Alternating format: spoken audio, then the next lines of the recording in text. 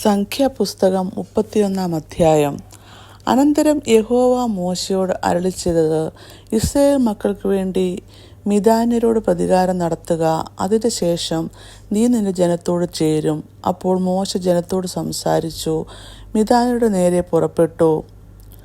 യഹോവയ്ക്ക് വേണ്ടി മിദ്യാന്യരോട് പ്രതികാരം നടത്തേണ്ടതിന് നിങ്ങളിൽ നിന്നും ആളുകളെ യുദ്ധത്തിന് ഒരുക്കുവീൻ. നിങ്ങൾ ഇസ്രായേലിൻ്റെ സകല ഗോത്രങ്ങളിലും ഓരോന്നിൽ നിന്നും 1000 പേരെ വീതം യുദ്ധത്തിന് അയക്കണം എന്ന് പറഞ്ഞു. അങ്ങനെ ഇസ്രായേലിലെ സഹസ്രങ്ങളിൽ നിന്നും ഓരോ ഗോത്രത്തിൽ 1000 പേർ വീതം 12000 പേരെ യുദ്ധസന്നദ്ധരായി വേർതിരിച്ചു. മോശ ഓരോ ഗോത്രത്തിൽ നിന്നും 1000 പേർ വീതമുള്ള അവരെയും പുരോഹിതനായ എലയാസാറിൻ്റെ മകൻ ഫിനെഹാസിനെയും യുദ്ധത്തിന് അയച്ചു. അവൻ്റെ കൈവശം വിശുദ്ധ മന്ദിരത്തിലെ ഉപകരണങ്ങളും ഗംഭീരനാദ കാഹളങ്ങളും ഉണ്ടായിരുന്നു. യഹോവ മോശയോട് കൽപ്പിച്ചതുപോലെ അവർ മിദ്യാന്യരോട് യുദ്ധം ചെയ്ത് ആണുങ്ങളെയൊക്കെയും കൊന്നു. നിഹതന്മാരുടെ കൂട്ടത്തിൽ അവർ മിദ്യാന്യ രാജാക്കന്മാരായ ഏവി, രക്കേം, സൂർ, ഹൂർ, രേബ എന്നീ 5 രാജാക്കന്മാരെയും കൊന്നു. ബെയോരിൻ്റെ മകനായ ബിലയാമിനെയും അവർ വാളുകൊണ്ട് കൊന്നു. ഇസ്രായേൽ മക്കൾ മിദ്യാന്യ സ്ത്രീകളെയും അവരുടെ കുഞ്ഞുങ്ങളെയും ബദ്ധരാക്കി. അവരുടെ സകല വാഹന മൃഗങ്ങളെയും ആടുമാടുകളെയും അവരുടെ സമ്പത്തൊക്കെയും കൊള്ളയിട്ടു. അവർ പാർത്തിരുന്ന എല്ലാ പട്ടണങ്ങളിലും എല്ലാ പാളയങ്ങളും തീയിട്ട് ചുട്ടുകളഞ്ഞു. അവർ എല്ലാ കൊള്ളയും മനുഷ്യരും മൃഗങ്ങളുമായുള്ള അപഹൃതമൊക്കെയും എടുത്തു. ബദ്ധന്മാരെ അപഹൃതത്തോടും കൊള്ളയോടും കൂടെ എരിഹോവിൻ്റെ സമീപത്ത് യോർദാനരികെയുള്ള മോവാബ് സമഭൂമിയിൽ പാളയത്തിലേക്ക് മോശയുടെയും പുരോഹിതനായ എലയാസാറിൻ്റെയും ഇസ്രായേൽ സഭയുടെയും അടുക്കൽ വന്നു. മോശയും പുരോഹിതൻ എലയാസാരും സഭയുടെ സകല പ്രഭുക്കന്മാരും പാളയത്തിന് പുറത്ത് അവരെ എതിരേറ്റു.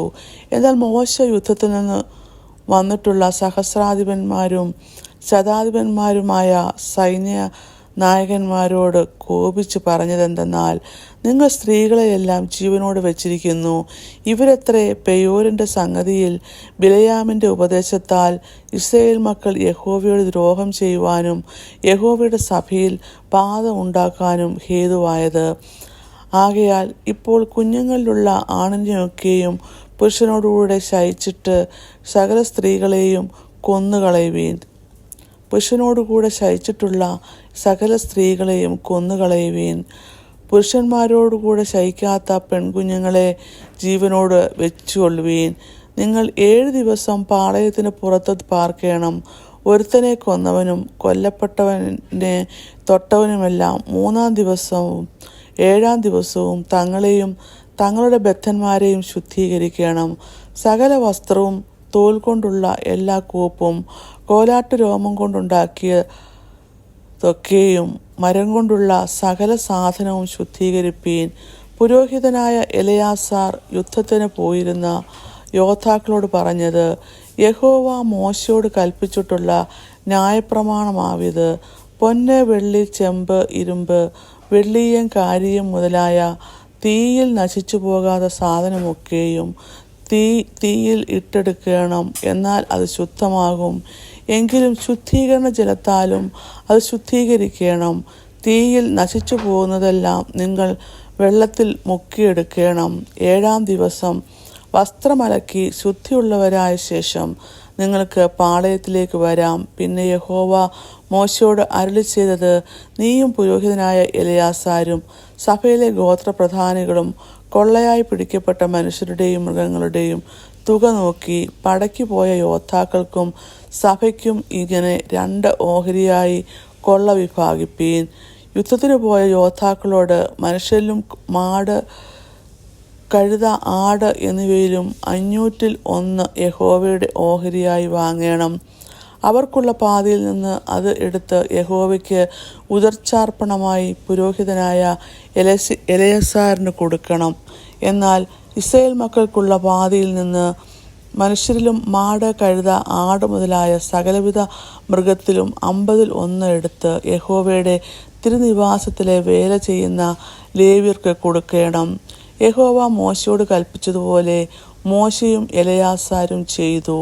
യോദ്ധാക്കൾ കൈവശമാക്കിയിരിക്കുന്നതിന് പുറമെയുള്ള കൊള്ള 6,75,000 ആടും 70,000 മാടും 61,000 കഴുതയും പുരുഷനോട് കൂടെ ശയിക്കാത്ത പെണ്ണുങ്ങൾ എല്ലാം കൂടി 30,000 പേരും ആയിരുന്നു.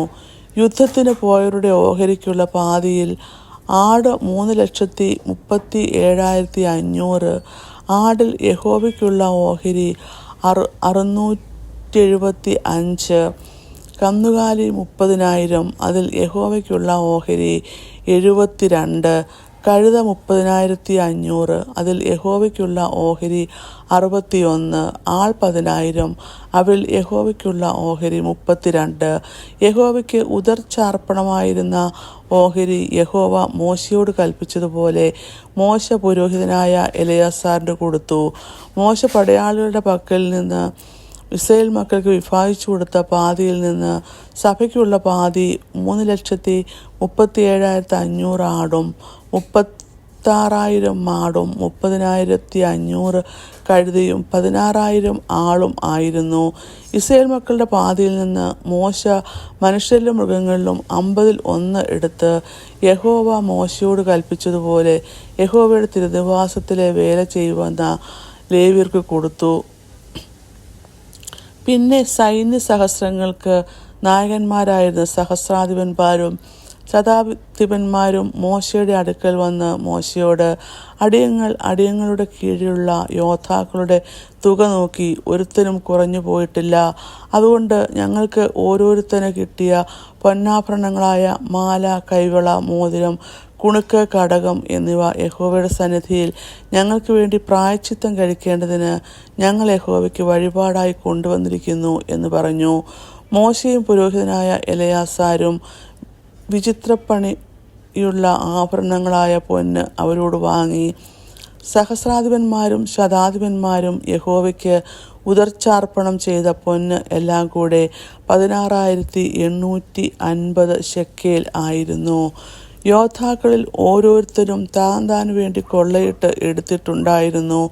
മോശയും പുരോഹിതനായ എലെയാസാരും സഹസ്രാധിപന്മാരോടും ശതാധിപന്മാരോടും ആ പൊന്നു വാങ്ങി യഹോവയുടെ സന്നിധിയിൽ ഇസ്രായേൽ മക്കളുടെ ഓർമ്മയ്ക്കായി സമാഗമന കൂടാരത്തിൽ കൊണ്ടുപോയി.